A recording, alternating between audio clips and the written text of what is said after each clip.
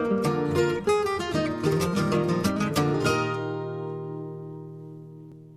local que a gente está hoje produzindo o programa tem bastante verde e é sim importante sempre pensar nisso, na natureza, no futuro, no ar que a gente respira. E para isso, a gente vai agora assistir uma reportagem também produzida pelo Terra Viva na Embrapa Meio Ambiente, lá em Jaguariúva, em São Paulo, porque a preocupação é com a utilização dos defensivos agrícolas. Existe uma maneira de você utilizar eles aí na propriedade em que reduz os danos ao meio ambiente em até 50% e ele se torna mais aproveitável aí na propriedade. É curiosidade, é interessante e você vê agora no Tarobá Rural. Foram pelo menos 3 anos de pesquisa no desenvolvimento de novas tecnologias que tornaram mais eficaz a pulverização de defensivos agrícolas. O pesquisador Aldemir Chaim, da Embrapa Meio Ambiente, encabeçou o projeto desenvolvido a partir da eletricidade estática. O pulverizador contém uma fonte de alta tensão que eletrifica o líquido na ponta do equipamento. Quando as gotas recebem a carga elétrica, passam a funcionar como ímãs. Ao invés de se dispersarem no ar, elas grudam na superfície da lavoura, o que aumenta a eficiência da aplicação, evita desperdício e diminui o contato com o solo. E essa tração é muito forte e, além dela ser forte, faz com que as gotas se depositem tanto na parte superior quanto inferior das folhas. Na parte inferior das folhas, geralmente fica escondido pragas extremamente importantes, como mosca branca, alguns tipos de ácaros. Muitas doenças ocorrem, elas infectam a planta pela página inferior, onde ficam alojados estômatos. Então essa tecnologia ela é fantástica para essas situações onde você necessita uma maior deposição das gotas na face inferior das folhas. A ideia é aumentar o nível de controle de pragas e doenças. Com o novo recurso, é possível que o defensivo chegue nas partes mais difíceis de uma plantação. Toda aquela gota que ficou debaixo da folha, ela é uma recuperação, né? E essa recuperação, às vezes, significa 60%, 70%, até 90% do volume de calda pulverizado. Então, nós temos relatos de aumento de eficiência de deposição de 90%. Observe na demonstração que a pulverização atinge vários pontos, melhorando a distribuição e penetração na nuvem de gotas em toda uma determinada cultura. Elas visam, basicamente, reduzir o uso de agrotóxico naquelas culturas que vão ser colocadas na mesa do brasileiro, que são as olerícolas, né? São as hortaliças, as verduras, o tomate, o pimentão, que são essas culturas que são consumidas pela população, e realmente essas 3 tecnologias elas visam esse tipo de agricultura. Para a gente ter uma ideia, o Brasil é um dos países que mais consome defensivos agrícolas em todo o mundo. Diante dessa situação, é importante ter cada vez mais novas tecnologias que preservem o meio ambiente e que, ao mesmo tempo, façam o controle das pragas no campo, visando assim mais lucro para o produtor rural e também o cultivo de produtos com qualidade. O pulverizador eletrostático já tem sido usado por produtores de vários locais do Brasil. Sim, a eletrostática em si, a gente tem trabalhado com ela desde 1978, 79, tá certo? Somente recentemente a gente tem conseguido aperfeiçoá-la no sentido de torná-la mais eficiente, mais adequada para uso no campo, né?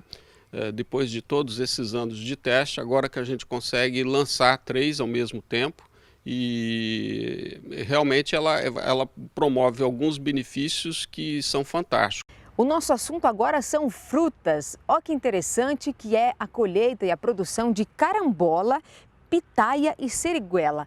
A carambola e a seriguela eu conheço, agora a pitaia não sei nem como produz, como que faz essa colheita, enfim. É sobre esse assunto que a gente vai agora novamente ao estado de São Paulo, porque lá tem um produtor que resolveu apostar na tecnologia e investir nessas culturas. O resultado é muito positivo, porque principalmente essas frutas são bastante consumidas no Brasil agora, no verão que vai chegar. Típica no Nordeste do país, a seriguela é uma fruta bem pequena, mas que dá em grande quantidade. Neste sítio, o produtor Roberto Loschi cultiva cerca de 1.000 pés e espera colher ao menos 60 quilos por árvore. De fácil manejo, a fruta não exige muitos tratos culturais e concentra grande parte do custo de produção na colheita. Ela é fácil de se trabalhar, de se plantar, de se cuidar. Mas o grande problema dela na época da colheita, né? O trabalho ela é muito exigente e ela vem praticamente de uma vez só. Coisa de 1 mês e meio, 2 meses, se banha todo. Então, o grande problema dela é essa mão de obra. No pico da colheita, a mão de obra do sítio chega a dobrar, passa de 7 para 15 funcionários. A fruta é comercializada em bandejas como essa, que custam entre 10 e 15 reais no varejo. Varia de acordo com a qualidade e a apresentação. Ainda pouco conhecida na região sudeste, ela pode ser apreciada de várias maneiras. A propriedade do seu Roberto é modelo na região de Jundiaí, no interior de São Paulo. Em 10 hectares, ele produz o ano todo pelo menos 6 tipos de frutas em escala comercial. Além da seriguela, também é época de colher a carambola e a pitaia. Este ano, ele investiu em uma nova técnica. O seu Roberto já cultiva a carambola há alguns anos e também tinha conhecimento sobre a produção da pitaia. Foi aí que veio a ideia de testar o cultivo consorciado das duas frutas. Os resultados deste primeiro ano já são aparentes. Com a técnica, ele conseguiu reduzir os custos de produção e também passou a aproveitar melhor o espaço do sítio. Nós fizemos uma plantação de carambola e percebemos que tinha que deixar um espaço vazio entre pés para que a planta houvesse insolação. E eu percebi que aquele espaço vazio estava aí sem fazer nada. Eu faço a limpeza, faço todos os tratos culturais, não tinha nada. Então, o que eu fiz? Eu peguei e falei assim, eu vou fazer uma experiência plantando a pitaia no meio.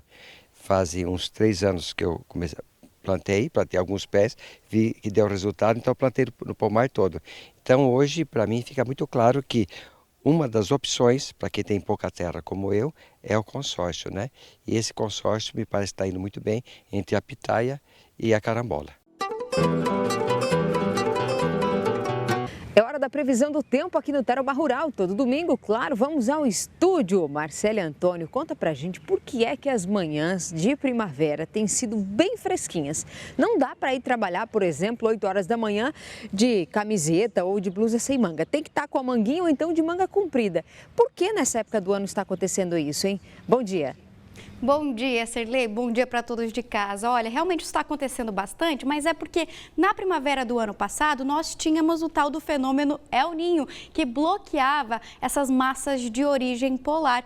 Isso não acontece esse ano, já não temos mais esse fenômeno, então as massas de ar frio ainda continuam avançando mesmo durante a primavera. Foi isso que aconteceu essa semana. Tivemos uma frente fria que trouxe temporais e logo depois dela um ar menos aquecido que trouxe temperaturas de menos de 10 graus em várias cidades. Só que ela passa rapidamente e já temos calor de novo neste fim de semana. E justamente por conta disso, calor e umidade, na semana que vem voltamos a ter várias pancadas de chuva, aquelas típicas de primavera nos fins de tarde. Então essa instabilidade chega ao nosso estado. Hoje já podemos ter algumas chuvas, amanhã também. Então o início da semana vai ser assim marcado por chuvas rápidas de curta duração, típicas da estação.